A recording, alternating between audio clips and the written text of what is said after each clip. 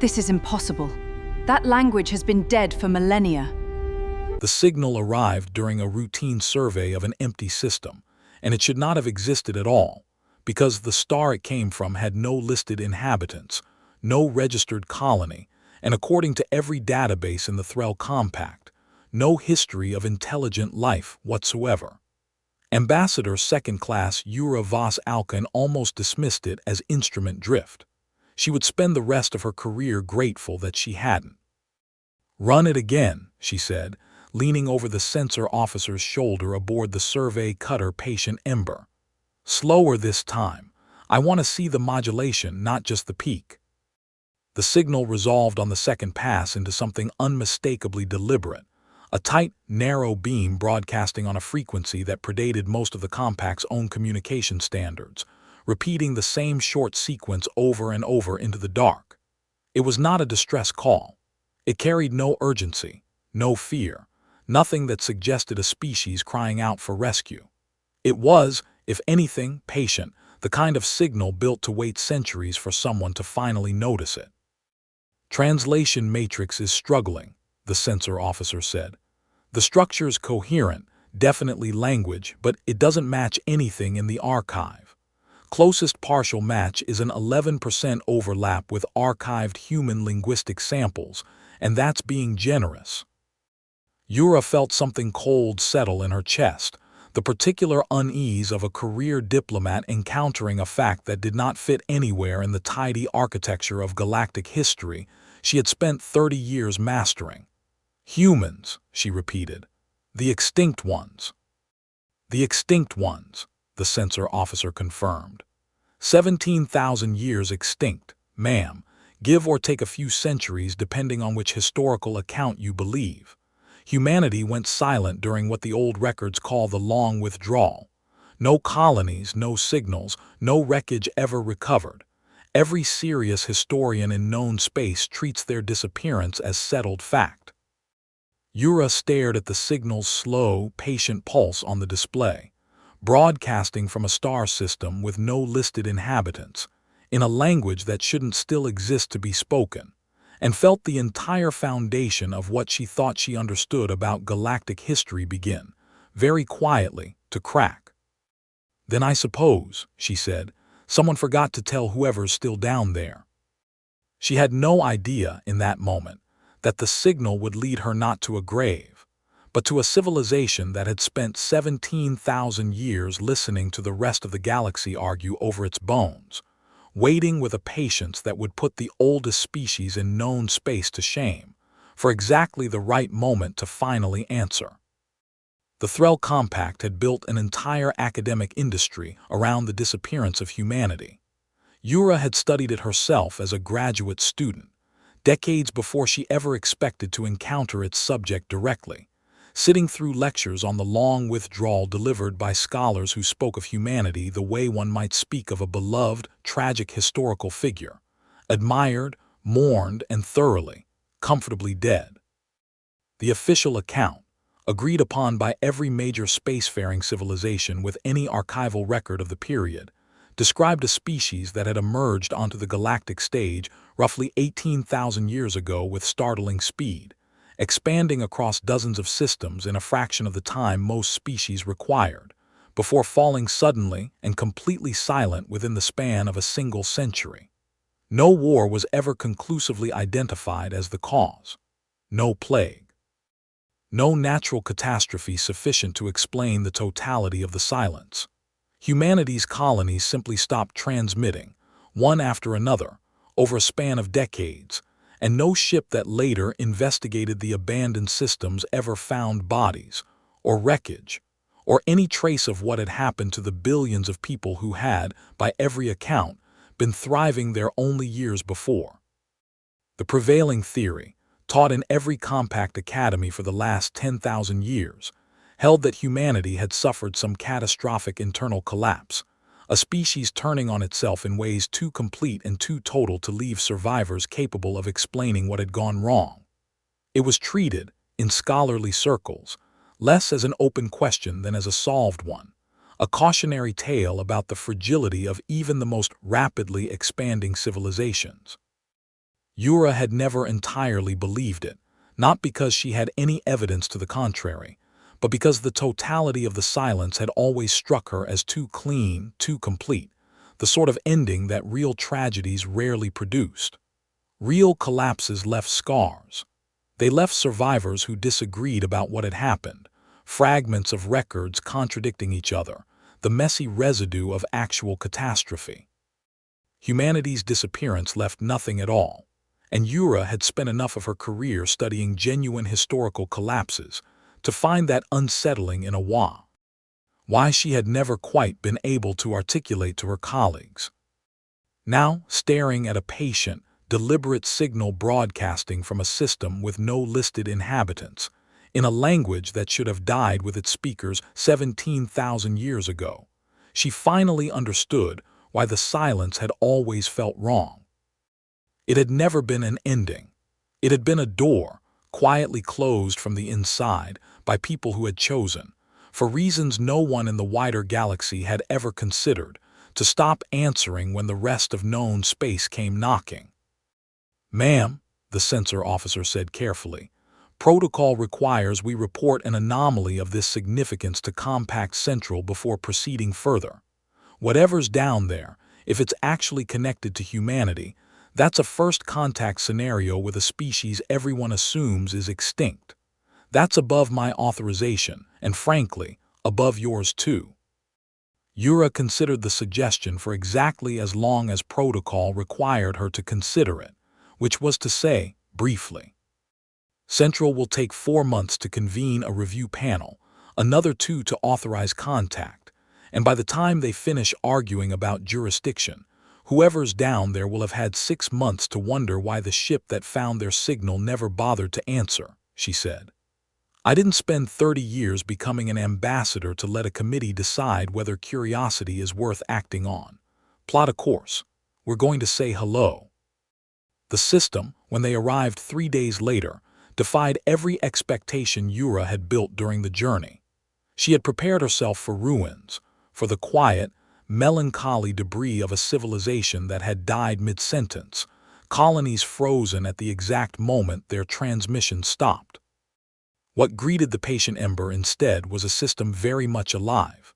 4 planets bearing unmistakable signs of habitation, orbital infrastructure that, while unfamiliar in design, was clearly maintained rather than abandoned, and a network of small, quick vessels that began adjusting course toward the patient ember within minutes of its arrival, moving with the calm, unhurried confidence of a species entirely unsurprised by visitors. "They're not panicking," the sensor officer said, watching the approaching vessels with something between professional caution and genuine astonishment. "Ma'am, if this really is a species that's been isolated for 17,000 years, I'd expect some kind of reaction to outside contact. Fear, aggression, at minimum confusion. This looks like they've been expecting someone." "Maybe they have," Yura said quietly. "Hail them. Formal first contact protocol, slow and clear. Let's not give anyone a reason to assume we're hostile." The response, when it came, arrived not as a garbled attempt at translation, but as a clean, precise message in flawless compact standard, delivered by a voice that carried the particular warmth of someone who had rehearsed a welcome many times without ever expecting to need it. "Patient Ember, this is approach control, Meridian anchorage. We've been monitoring your approach since you entered the outer sensor net 3 days ago. Please hold your current position and stand by for an escort. Welcome to Meridian, Ambassador Alkyne. We've been waiting a very long time to meet someone like you." Yura felt every certainty she had built over 30 years of diplomatic training quietly reorganize itself. "They know my name," she said, to no one in particular. "We haven't transmitted my name." "No, ma'am," the sensor officer said, his voice gone tight with something that was not quite fear. "We haven't."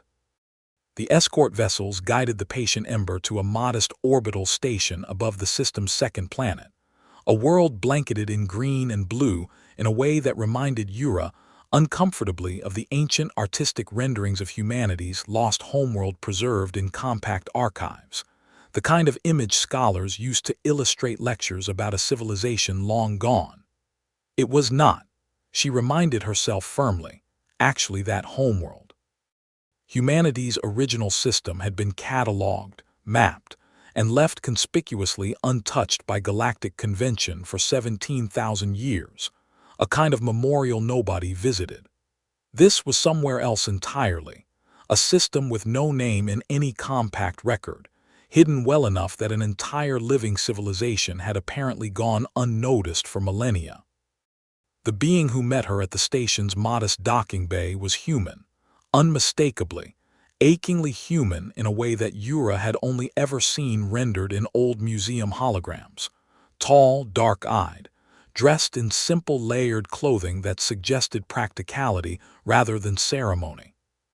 He introduced himself as Director Amos Teller Wren, spoke compact standard with the same easy fluency as the approach controller, and greeted her with a handshake, an old human custom Yura recognized only from historical texts, delivered with the casual confidence of someone performing a gesture they had practiced specifically for this occasion.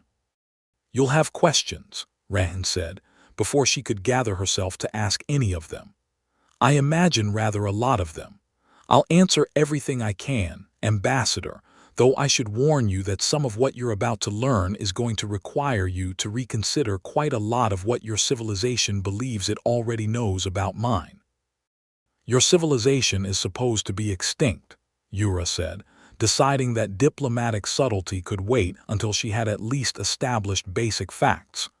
17,000 years extinct, according to every record my people have ever compiled. Wren's expression carried something complicated, not offense, but a kind of weary, patient amusement, the look of a man who had anticipated this exact reaction and prepared for it long before she ever arrived. "We didn't go extinct, Ambassador," he said. "We went quiet. There's an important difference, and I think you're about to discover we've been the only ones in the galaxy who understood it for a very long time." He led her through the station's corridors, past windows that overlooked a bustling orbital shipyard, past markers and signage in a script Yura's translation matrix identified as an evolved descendant of ancient human writing systems, toward a small conference chamber where, he explained, several members of what he called the Continuity Council were waiting to speak with her. "The Continuity Council," Yura repeated. "That sounds like the name of a government that expects to still exist for a very long time." "It's the name of a government that has already existed for a very long time," Wren said. 17,000 years, Ambassador, give or take. We've had considerable practice at continuing." The chamber, when they reached it, was modest by the standards of most Galactic Council rooms Yura had visited over her career. A simple circular table, unadorned walls, 5 figures seated and waiting with the calm, unhurried patience she had already begun to recognize as characteristic of these people. They rose as she entered, and the eldest among them, a silver-haired woman introduced only as Counselor Yura Voss Alkyne, gestured for Yura to sit.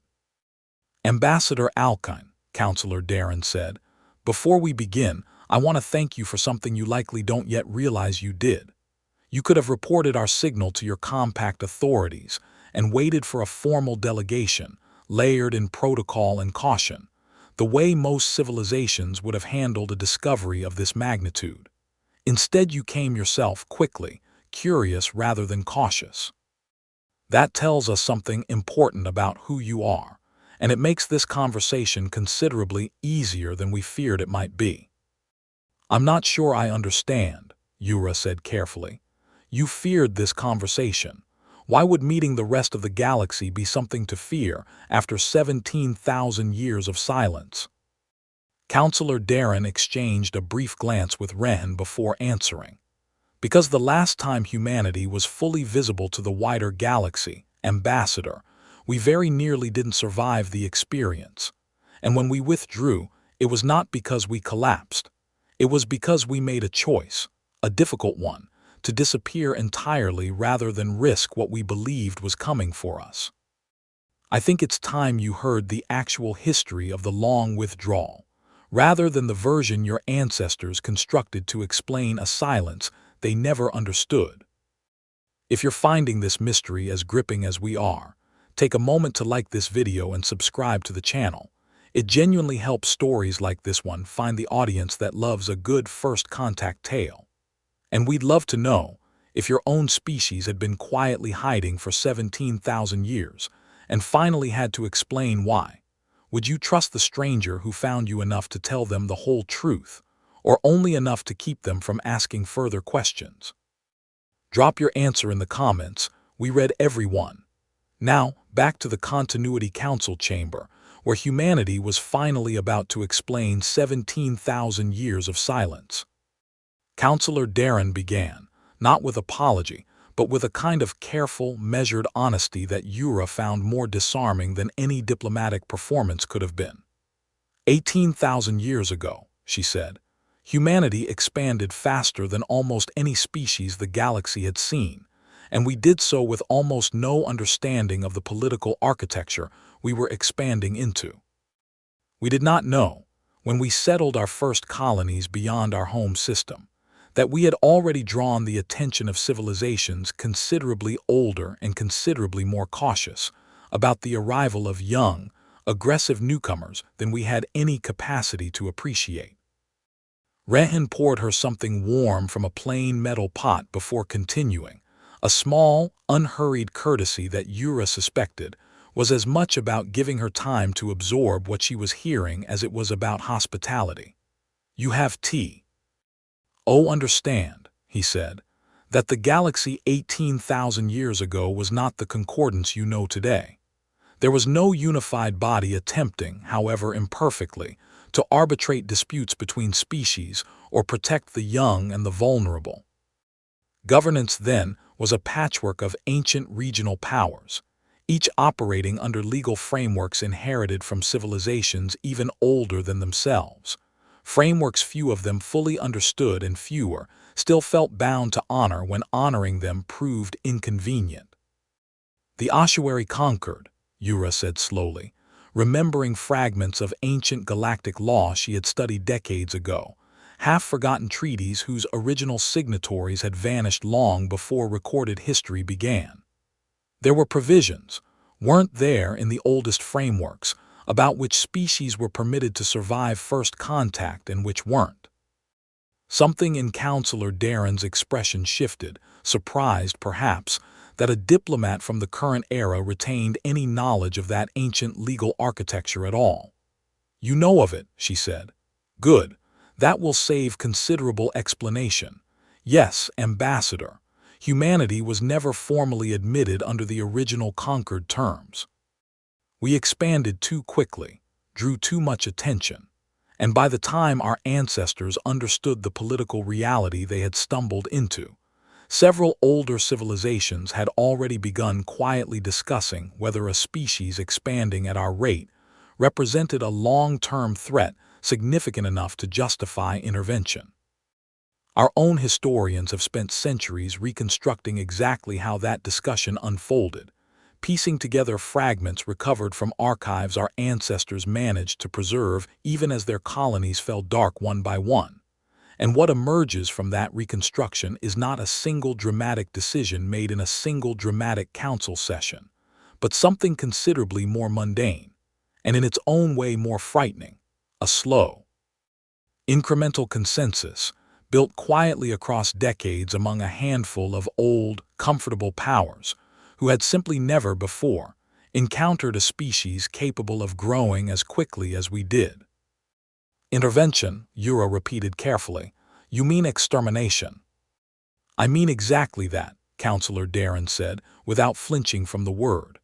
"Not through open war, which even then would have drawn scrutiny and objection from more cautious factions within galactic governance, but through something quieter, more deniable: engineered plagues, sabotaged colony infrastructure disguised as industrial accidents. The kind of slow, patient dismantling that leaves no clear villain and no compelling narrative of atrocity, only a species that simply, tragically, seemed to collapse under its own weight." Yura felt the full weight of what she was being told settle over her slowly. That's the collapse my people's histories describe, the internal failure, the self-destruction. It's the story that was allowed to survive, Counselor Darren said, because it was, in its own terrible way, exactly what the architects of that campaign wanted history to remember. A cautionary tale about ambition outpacing wisdom, rather than a record of deliberate, calculated destruction carried out by civilizations who very much did not want their part in it remembered. Then how, Yura asked, are you here? If this campaign against your colonies was as thorough as you describe, how did any part of your civilization survive to build all of this? It was Rehan who answered this time, his voice quieter than before. Because our ancestors figured out what was happening before it finished, he said.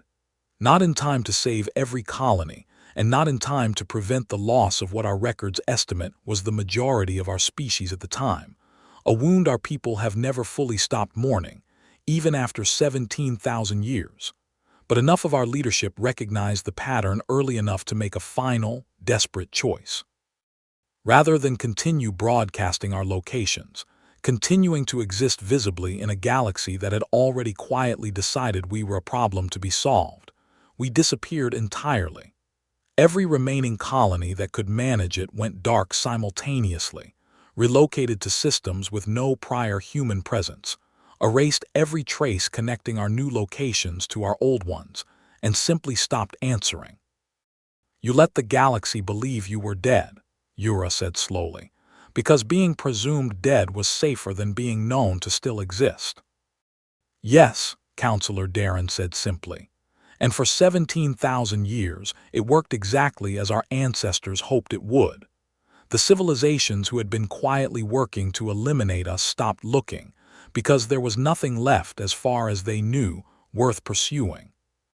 The rest of the galaxy built its comfortable, tidy narrative about a tragic, self-inflicted collapse, and we were left, finally in peace, to rebuild in silence and figure out, over many centuries, what kind of civilization we wanted to become once we were no longer defined entirely by the fear of being erased. Yura sat with that for a long moment, the careful architecture of everything she had ever been taught about galactic history rearranging itself around a truth considerably darker and considerably more deliberate than any lecture hall had ever suggested. Why tell me this now? She asked finally. You've kept this secret successfully for 17,000 years. What changed? That made you decide to answer a signal you knew might bring the wider galaxy back to your door. Counselor Darren's expression, for the first time since Yura had entered the chamber, showed something that looked almost like weariness. Because 17,000 years is a very long time to live in hiding, Ambassador, and we have begun, in recent generations, to wonder whether the galaxy that nearly destroyed us still exists in the form it did then, or whether enough time has passed that the truth might finally be told without inviting the same catastrophe twice. We have watched from a careful distance, using methods I won't detail today, the evolution of galactic governance over the intervening millennia. We've observed the rise of frameworks like the modern Concordance Council, bodies that at least attempt, however imperfectly, to protect younger species rather than quietly eliminate them. We began to believe, cautiously, that it might finally be possible to rejoin the wider galaxy without repeating the mistake that nearly ended us the first time. But you weren't certain, Yura said. No, Counselor Darren admitted. We are still not certain, which is precisely why when our monitoring systems detected your survey vessel's approach, we made the decision to answer honestly rather than hide again, or worse, meet you with the kind of caution that might have looked, to a curious diplomat, indistinguishable from hostility. We have spent 17,000 years being patient, Ambassador. We decided, when your signal reached us, that patience alone was no longer serving us as well as it once did. Sometimes the only way to learn whether the galaxy has changed is to risk being seen by it again.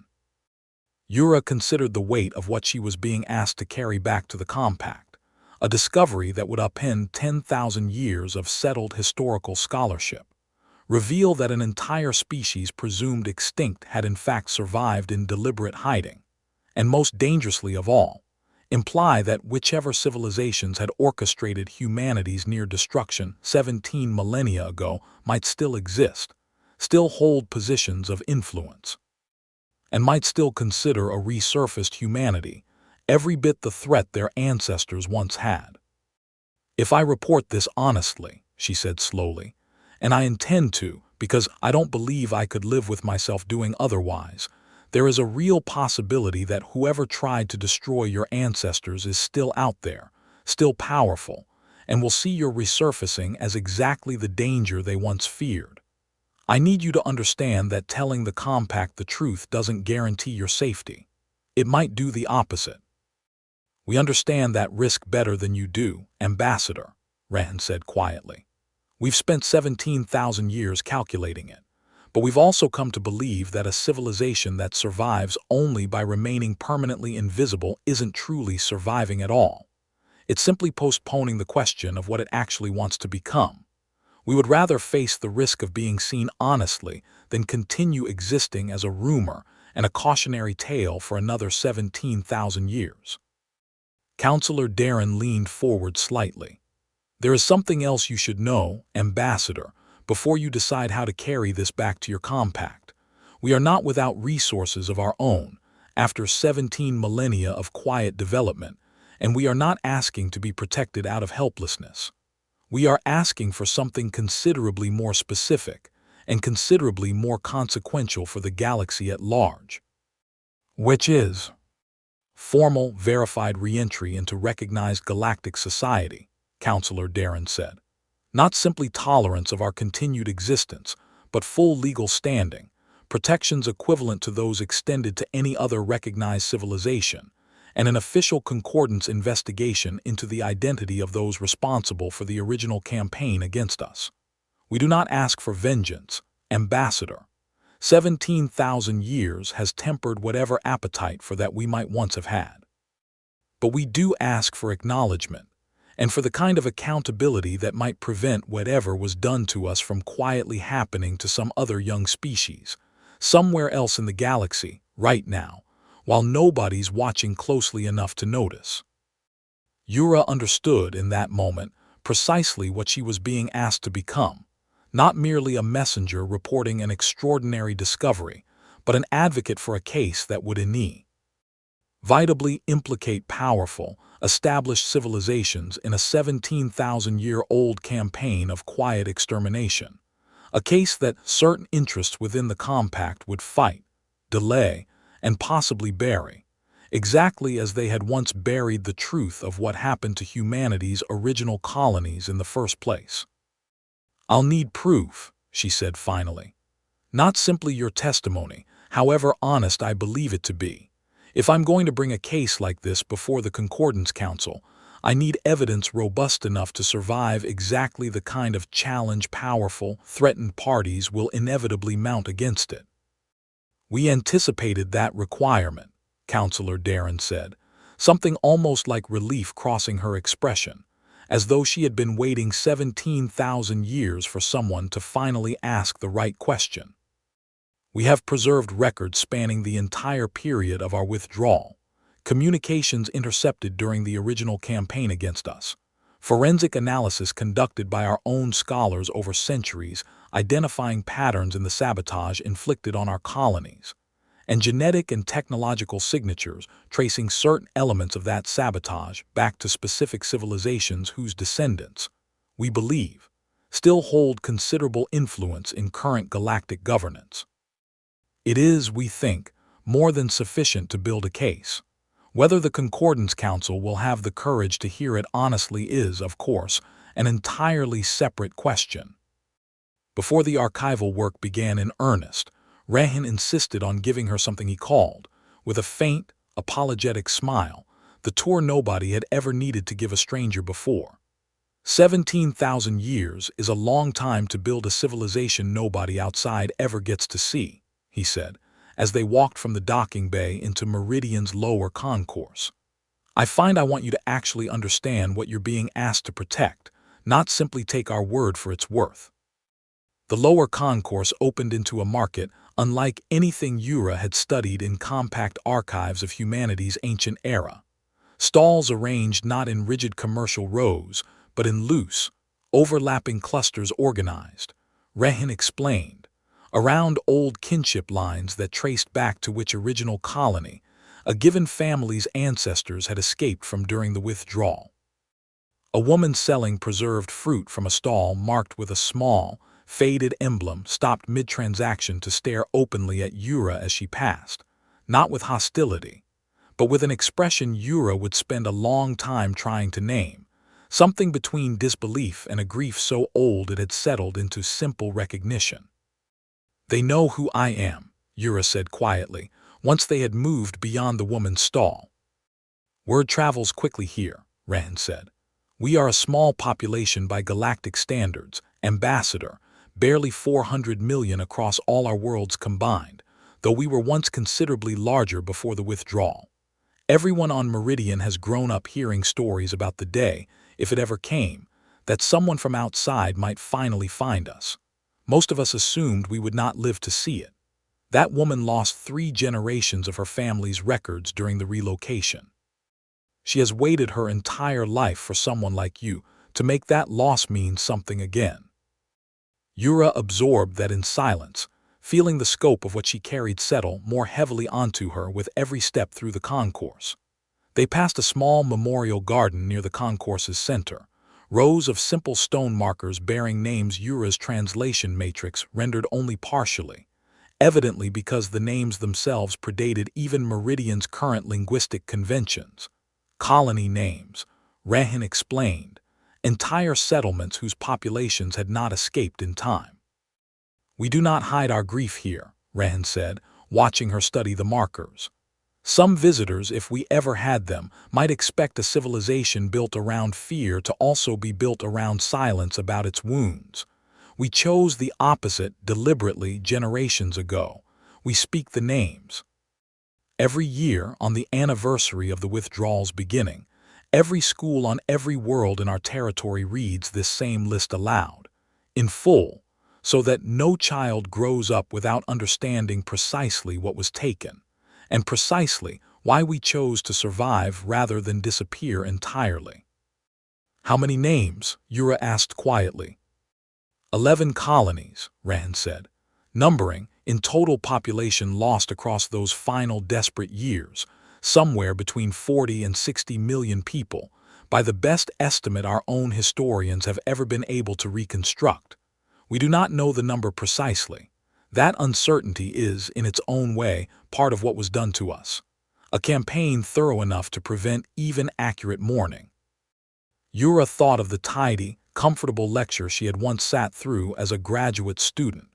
Humanity's disappearance reduced to a cautionary tale about ambition outpacing wisdom, and felt some thing in her chest tighten with an anger. She had not expected to feel this strongly on behalf of a civilization she had known for less than a week. "I understand now why you wanted proof robust enough to withstand challenge," she said. "This isn't simply a diplomatic case to you." "No," Rehan agreed simply. "It is the closest thing we will ever have to justice for the names on that wall. I would ask you to remember that, Ambassador, when the arguments in your council chambers grow abstract and procedural, as I suspect they will, somewhere behind every technicality raised against us is a child who never had the chance to grow old, and a family that has spent 17,000 years wondering whether the wider galaxy would ever care enough to say their name aloud." It was during this same week, while Yura worked alongside Counselor Darren's archivists cataloging the intercepted communications that would eventually form the backbone of her concordance presentation, that the first indication arrived suggesting Meridian's continued secrecy was no longer entirely secure. A junior archivist, a quiet young man named Tobin Farrow Quist, who had been assigned to help Yura cross-reference technological signatures against known compact industrial records, approached her late one evening with an expression She had already learned to associate with bad news among Meridian's careful, unhurried people. "Ambassador, I think you should see this before we go any further," he said, sliding a data slate across the table between them. "I was running a routine check on our outer sensor net's historical logs, the same monitoring systems that first detected your survey vessel 3 days before you arrived. I found something else in the logs from around the same period. A second signal, much fainter, much better disguised, passing through the outer system roughly 6 weeks before your ship ever appeared." Yura studied the data slate carefully. "Another ship." "A probe, we believe, based on the signature," Quist said. "Small, largely passive, designed to avoid detection rather than announce itself. It did not attempt contact. It simply observed, gathered what data it could from a distance, and departed. Our own analysts believe, based on the transit pattern, that it originated from somewhere within Korvath Directorate territory." The name settled over the room with a weight Yura had not expected, though she recognized it immediately from her own studies. The Korvath Directorate, one of the oldest and most politically entrenched civilizations currently seated on the Concordance Council. A delegation whose ancient historical records, if Meridian's own scholars were correct, might well include direct involvement in the original campaign against humanity's colonies. "You think they found you before I did," Yura said slowly. "We think it's possible someone found us before you did," Counselor Darren said, entering the room in time to catch the tail end of the conversation, her expression carefully composed but unmistakably tense. Whether that someone recognized what they were looking at, or simply logged an unusual reading and moved on, we cannot yet say. But if the Korvath Directorate's ancient records do connect them to the original campaign, as our own analysis increasingly suggests, then the possibility that they've quietly identified our resurfacing before we ever chose to reveal it ourselves is deeply troubling.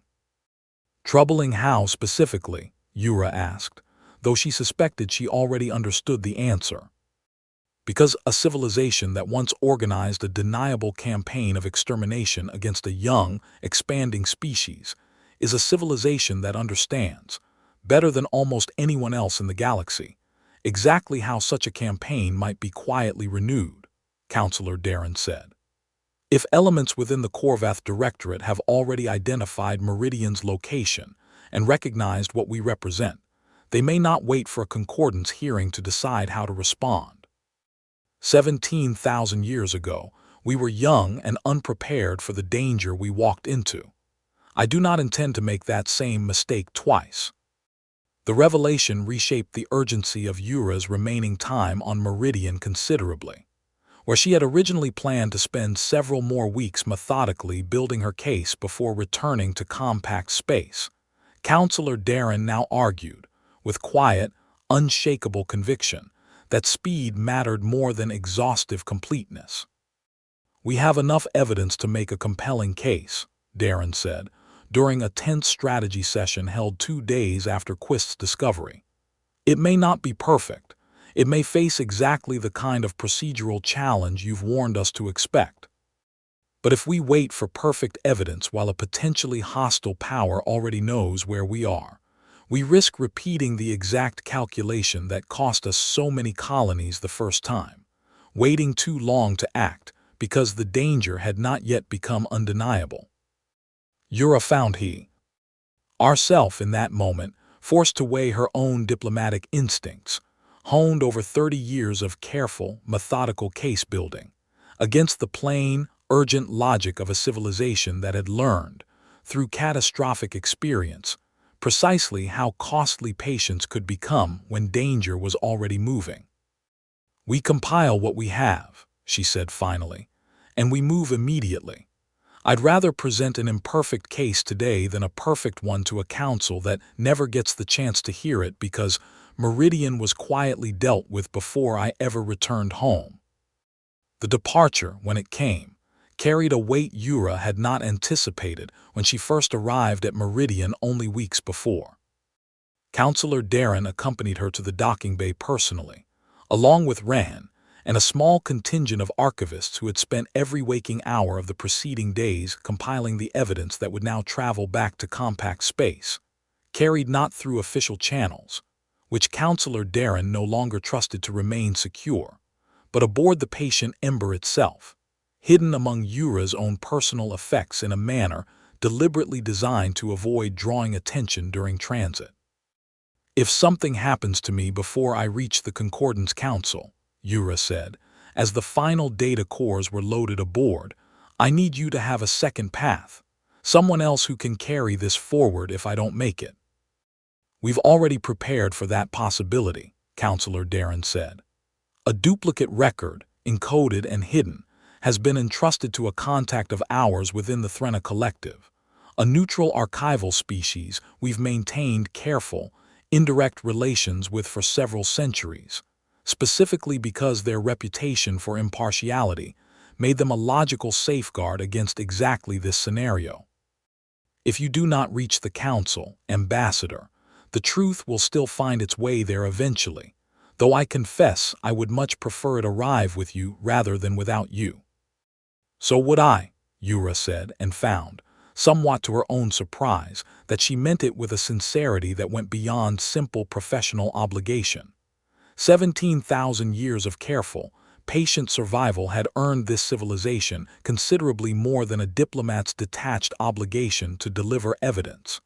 It had earned, she realized, her genuine determination to see this through. The journey back to compact space proved tenser than the journey out had been, Yura and her small crew watching every sensor reading with a wariness that had not existed during the earlier voyage, uncertain whether the Corvath probe's earlier passage meant continued surveillance, or simply a single, unrepeated reconnaissance. No pursuit materialized, no hostile contact challenged them across the long weeks of transit, though Yura found she slept poorly regardless, haunted by Counselor Darren's quiet warning about how quickly 17,000 years of careful survival could unravel if the wrong party moved first.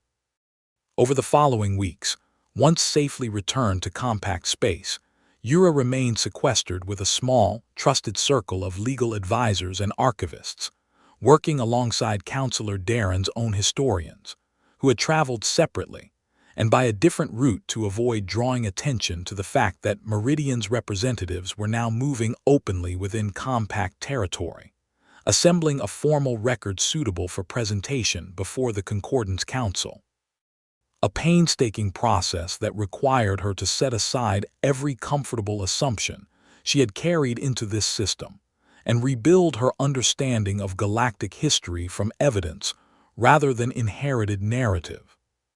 She learned that humanity's withdrawal had not been the single, clean event her compact's history suggested, but a desperate, uneven scramble across nearly 2 decades, colony after colony making the same terrible calculation in isolation, unable to coordinate fully with each other for fear that any communication between colonies would only make the pattern of their disappearance easier for their enemies to track. Some colonies had not made it. Entire populations, Counselor Darren told her plainly, had been lost in those final years, unable to relocate in time, their fate recorded in the surviving archives with a precision that made clear humanity had never stopped grieving them, even after 17 millennia had passed. She learned, too, that the civilization she now walked among was not simply a preserved fragment of ancient humanity, frozen at the moment of its withdrawal, but something that had continued to grow and change across 17,000 years of isolated development, building governance structures, scientific traditions, and cultural practices entirely its own, shaped by the singular experience of having once been nearly erased and choosing, deliberately, generation after generation, not to let that experience define them entirely. "We could have built a civilization organized entirely around fear," Ren T. told her one evening as they walked along a quiet promenade overlooking Meridian's central shipyard. 17,000 years is long enough to raise dozens of generations who knew nothing but hiding, nothing but the lesson that visibility meant death. We chose, instead, to build something that remembered the danger without being consumed by it. It wasn't easy. There were centuries where fear nearly won that argument entirely. What changed? Yura asked. Time, Rand said simply, and the slow, patient work of people who believe that a species which survives only by disappearing has already lost something essential about what makes survival worth pursuing in the first place. I think, in a strange way, you're benefiting from that argument having finally won. Ambassador, if you'd found us 300 years ago, I doubt the Council would have permitted you to leave this system at all. When the formal record was finally complete, Yura carried it back to compact space herself, refusing the Council's polite offer to send an escort, reasoning correctly that a lone ambassador returning with an extraordinary discovery would draw considerably less premature attention than a formal diplomatic convoy. The journey back felt entirely different from the journey out, weighted now with the knowledge of exactly how consequential her report was about to become, and exactly how many powerful interests within the wider galaxy might prefer that Meridian's signal had simply gone unanswered. The presentation before the Concordance Council, when it finally came, unfolded over 3 tense sessions, each more contentious than the last. Yura laid out the evidence methodically, communication intercepts dated to the original campaign against humanity's colonies, forensic analysis identifying the technological signatures of sabotage traced to specific ancient civilizations, and testimony, delivered in person by Counselor Darren herself, describing 17,000 years of careful, deliberate survival in the shadow of a near extermination that history had been permitted to forget. Before the formal hearing began, Ambassador Yura, whose reputation for careful, deliberate advocacy Yura had studied closely during her preparations, requested a private meeting to review the case together, a courtesy Yura had not expected from a colleague she had never formally met. "I've read everything you've compiled," Yura said, once they were settled in a quiet side chamber away from the Council's public corridors. "It's compelling. It's also going to be attacked with everything the implicated parties can muster, and I want you prepared for exactly how ugly that attack is likely to become before you ever stand up in front of the full assembly." "I've prepared for procedural challenges," Yura said. "Chain of custody, authentication concerns, the usual technical objections." "Prepare for something uglier than that," Yura said. "I fought a smaller version of this fight myself, several years ago, over a different but related matter concerning my own species' history. The parties who benefit from a comfortable historical narrative rarely limit themselves to attacking the evidence. They attack the messenger. Expect questions about your motives, your objectivity, whether your sympathy for Meridian's people has compromised your judgment as an impartial ambassador. It's an old tactic, and an effective one, because it shifts the Council's attention away from uncomfortable evidence and onto comfortable doubts about the person presenting it." Yura considered that carefully. "Then I suppose I'll need to be very certain the evidence stands on its own, regardless of what they say about me."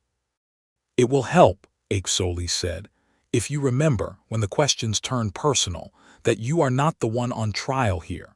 17,000 years of silence, and the names of every colony lost during those final desperate years, that is what deserves the Council's full attention. Do not let anyone, however skilled their rhetoric, turn this into a referendum on your character instead." The challenge, when it came, arrived exactly as both women had feared it would, from an ancient and influential species called the Corvath Directorate, whose representative, a severe, ancient being named High Envoy Threl Cashin-Moore, argued with practiced, unhurried confidence that the evidence presented, however emotionally compelling, remained circumstantial, that 17,000-year-old intercepts could not be reliably authenticated, and that the Council risked destabilizing centuries of settled diplomatic relationships based on the uncorroborated claims of a species that had, by its own admission, spent millennia deceiving the rest of the galaxy about its very existence. "I would also note," Moore continued, his voice taking on a sharper edge as he turned his attention directly toward Yura, "that the ambassador presenting this case has spent considerable personal time embedded within the very community whose claims she now asks this council to accept without reservation. I do not question the ambassador's sincerity. I question whether sincerity, however genuine, has left her capable of the dispassionate judgment this council requires when weighing accusations of this magnitude against civilizations who have served this body faithfully for millennia." Yura felt the familiar heat of the accusation land exactly where HFY had warned her it would, and found herself grateful, in that moment, for the warning that let her recognize the tactic for what it was rather than be blindsided by it. "High Envoy Moore suggests my judgment has been compromised by sympathy," she said, keeping her voice level. "I would ask the council to consider that sympathy for a species nearly erased from existence is not a bias to be corrected, but a reasonable human response to the evidence itself. I did not manufacture the names on Meridian's memorial wall. I did not fabricate the forensic signatures embedded in 17,000-year-old sabotage. If the High Envoy believes my sympathy has clouded my presentation of that evidence, I would again ask the Council to commission its own independent review, conducted by parties with no connection to either delegation, so that this body need not rely on my judgment, compromised or otherwise, at all." "The Council is being asked," Moore said, his voice carrying with the smooth, practiced weight of someone who had delivered variations of this argument many times before, "to accept, on the strength of records maintained entirely by the accusing party, that ancient and respected civilizations, several of whom sit on this very council today, orchestrated a campaign of extermination 17 millennia past. I would suggest that any species capable of maintaining a deception as thorough as 17,000 years of successful hiding is equally capable of fabricating evidence sufficiently convincing to serve whatever purpose it currently requires." Yura had anticipated this challenge, had rehearsed her response through long nights aboard the patient Ember on the journey home, and yet she found, standing before the full assembly of the Concordance Council, that the words that came to her were not the polished diplomatic rebuttal she had prepared, but something simpler and considerably more direct. "High Envoy Moore asks the Council to distrust evidence because the party presenting it survived by deception," she said. "I would ask the Council to consider why that deception was ever necessary in the first place. A species does not spend 17,000 years hiding from a galaxy that never threatened it. Humanity's ancestors did not choose isolation because it was convenient. They chose it because the alternative, by their own careful assessment at the time, was extinction.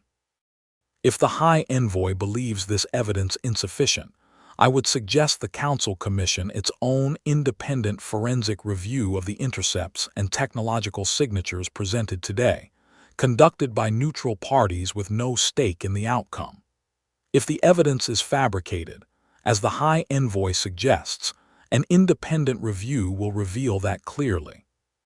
If it is genuine, I would ask the Council to consider what it says about this body's commitment to justice, if the only response to genuine evidence of an ancient atrocity is to demand an endless series of further proofs, precisely because the truth is inconvenient for those who might be implicated by it.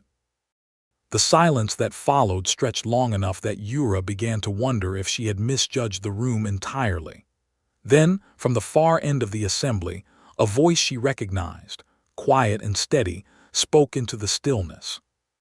"I would support an independent review," said Ambassador Renata HFY, a human diplomat whose own recent work reaffirming humanity's more contemporary standing under ancient galactic law had made her, in the years since, one of the Council's most respected voices on questions of historical justice. "And I would note, for the Council's benefit, that I find it deeply troubling that the strongest objection to investigating a 17,000-year-old atrocity comes from the one delegation whose ancient records happen to be most directly implicated by the evidence presented today. the independent review, when the Council finally authorized it under mounting pressure from a coalition of smaller, less compromised delegations, took the better part of a year to complete, conducted by a panel of neutral historians and forensic archivists drawn from species with no prior connection to either humanity or the Korvath Directorate. Yura spent that year in a strange, suspended state, no longer required at the center of the case's daily proceedings, but unable to fully return to the ordinary rhythms of her career while the outcome remained undecided. She used the time to maintain careful, regular contact with Counselor Darren, relaying updates on the review's progress through channels Meridian's own security specialists had helped establish, encrypted and indirect enough that even a determined adversary would struggle to trace them back to their source. She learned through these exchanges that Meridian itself had not remained idle during the intervening months, quietly strengthening its own outer defenses, expanding its monitoring network, and preparing, as Counselor Darren put it in one particularly candid message, for every outcome, including the ones we would prefer not to imagine. Twice during that year, Yura was summoned before smaller council subcommittees to answer additional questions, procedural in nature, but no less exhausting for their narrower scope. Questions about the exact chain of custody for each piece of evidence, about the specific methodology Meridian's own archivists had used to preserve 17,000-year-old records, about whether any possibility existed that the intercepted communications could have been altered or misattributed across so vast a span of time. She answered each with the same patient thoroughness Solis had modeled for her, never allowing frustration to creep into her responses, however repetitive the questioning became, mindful always of Rand's quiet reminder that behind every technicality stood a child who never had the chance to grow old.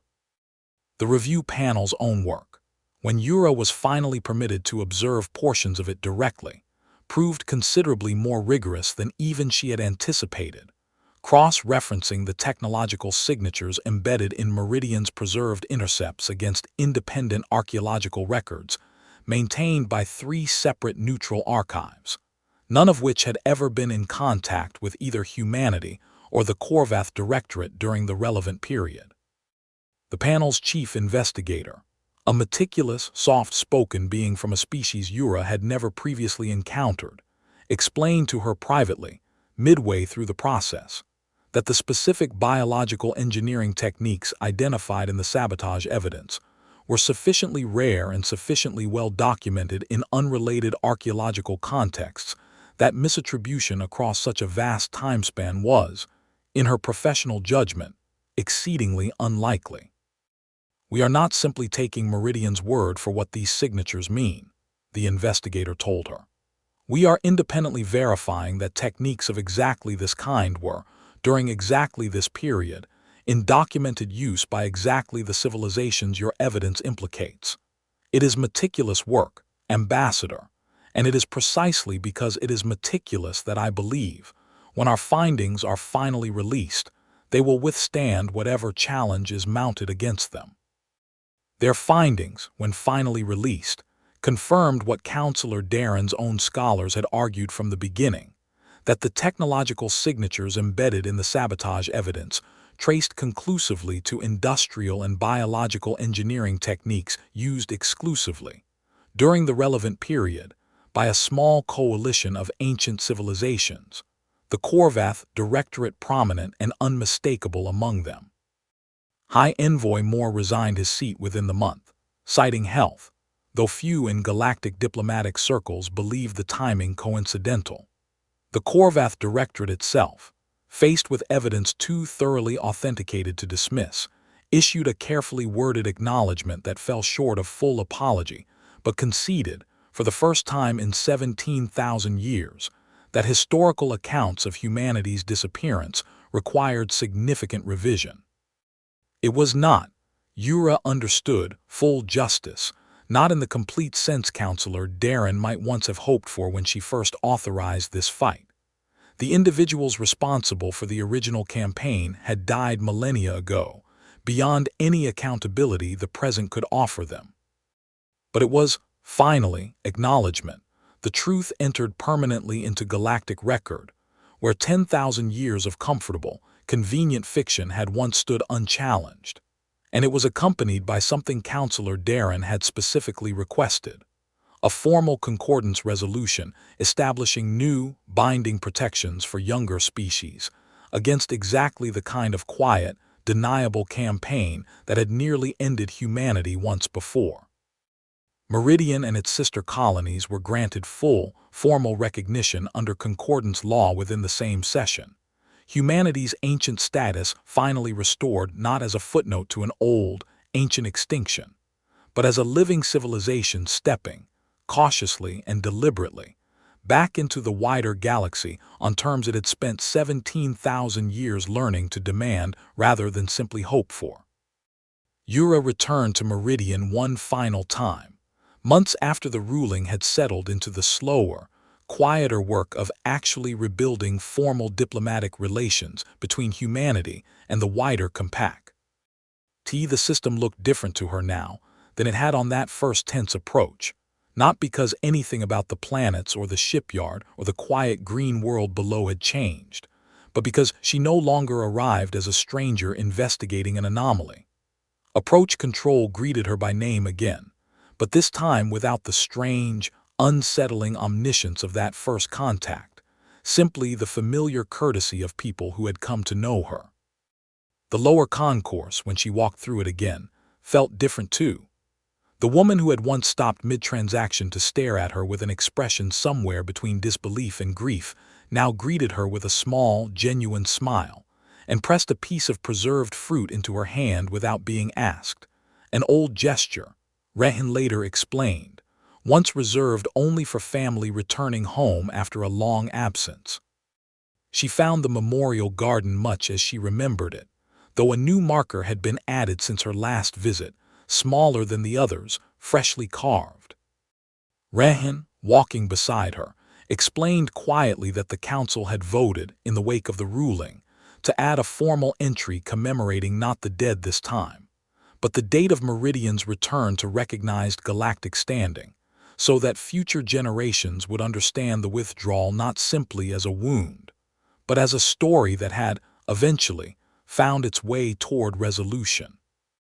We debated for some time whether it belonged here among markers for the lost, Rehan told her.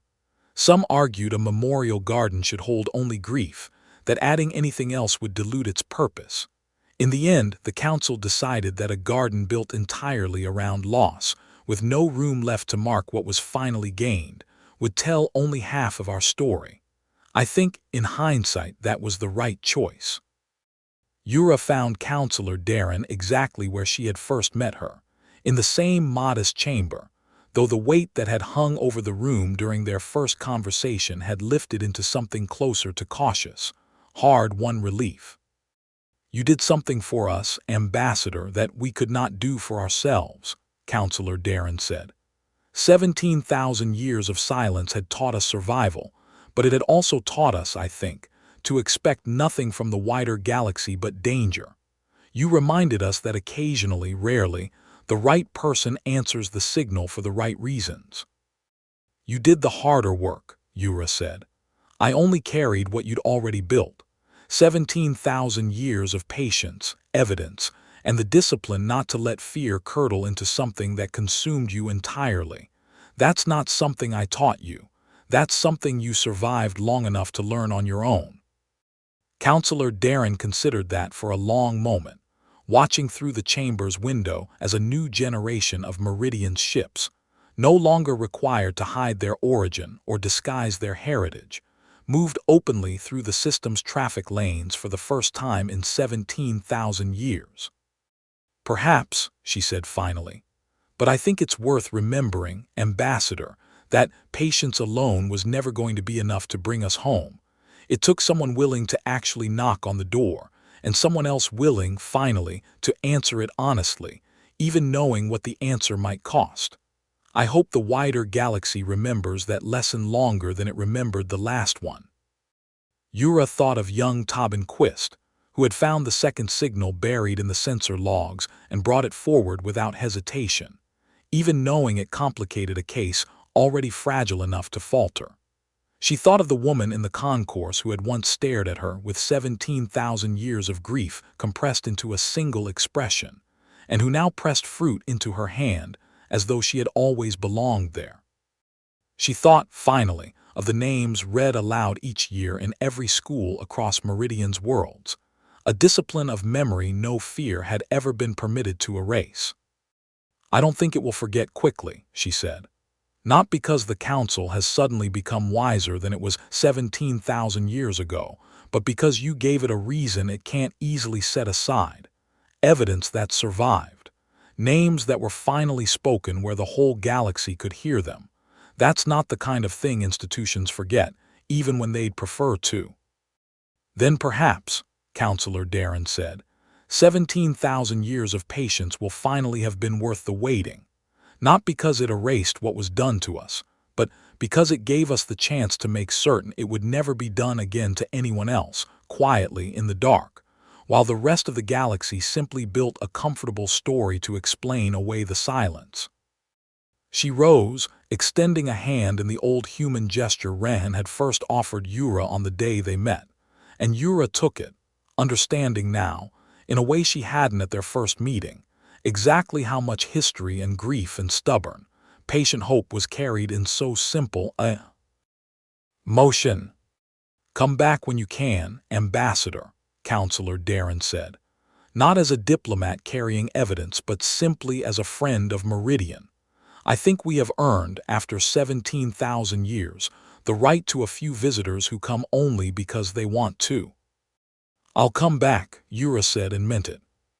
She left Meridian that final time watching the system recede slowly through the patient Ember's rear viewport, the small green world and its quiet, patient people growing smaller against the dark, until they disappeared entirely into the ordinary scatter of distant stars.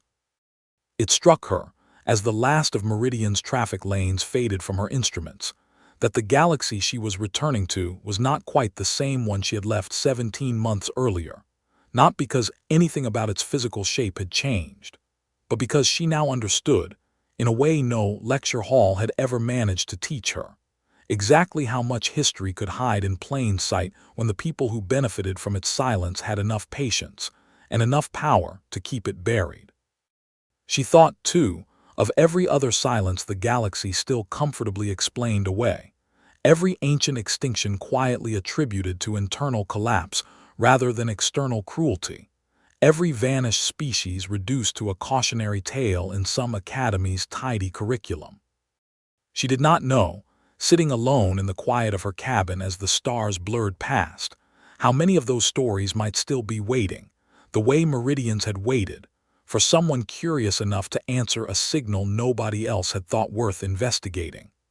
But she found, for the first time in a long career built on careful, measured diplomacy, that she very much intended to keep listening.